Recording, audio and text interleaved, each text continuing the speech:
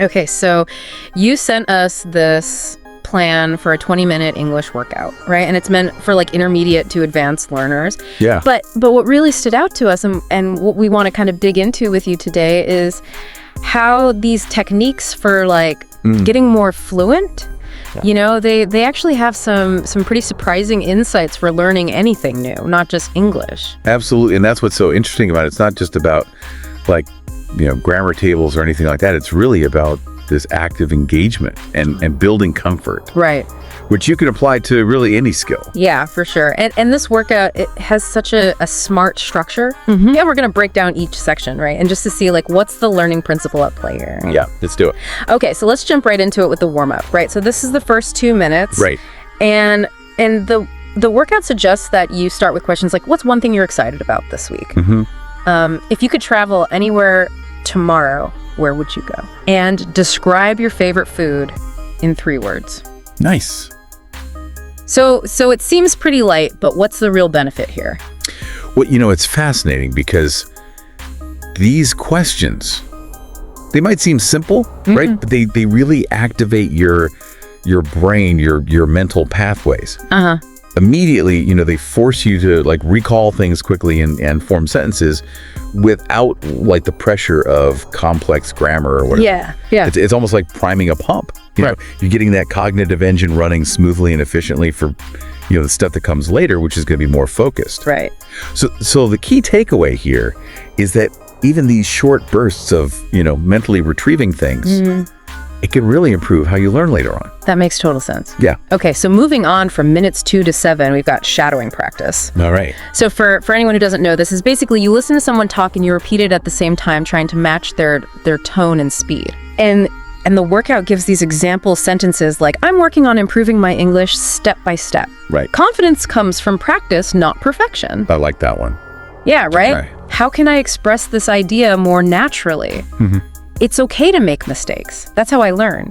It's true. So what's the magic behind this mimicking thing, you know? Well, the key here is that when you're shadowing, you're kind of using mimicry to get around that conscious analysis. Yeah. You know, and you're building this like automatic kind of flow with pronunciation and rhythm. Okay.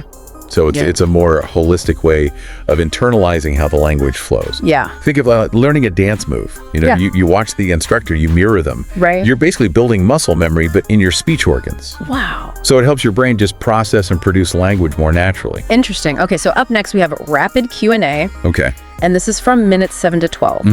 The goal here is to answer these questions like immediately. Like, what's a small daily habit that improves your life? Why is English important for your goals?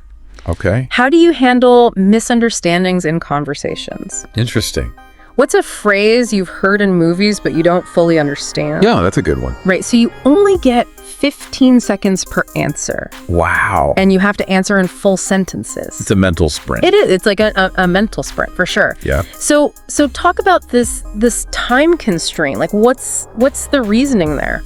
Well, that time pressure, it's actually really important. Yeah. You know, because it forces you to just grab the vocabulary that you need and formulate a response without overthinking. Right. So this practice of like retrieval under pressure, it strengthens the connection between like the ideas in your head and the words. Right. Makes real faster, more efficient. Yeah. So the key takeaway I would say is that practicing with a little bit of pressure, even if it's just, you know, simulated, Right. can really improve your fluency and how fast you can remember things. And this is applicable to anything, not just language. Any field. Yeah. Okay, cool. So after that rapid fire round, we move into freestyle storytelling. All right. I like this one. Yeah, this is a fun one. So this is from minutes 12 to 17. Okay. And the prompt is you have to tell a 1-minute story about the day everything went wrong. Oh, no. Right. And you have to use the past tense and connecting words. Okay. And then the real challenge is you have to summarize that whole mess in 15 seconds like a movie trailer. Oh, wow. So talk about this combination. Like what's going on here? Well, what's so cool about this is that you're creating a story, but then you're also summarizing it concisely. Right. So the storytelling part it encourages you to connect different ideas and use more complex sentences. Yeah.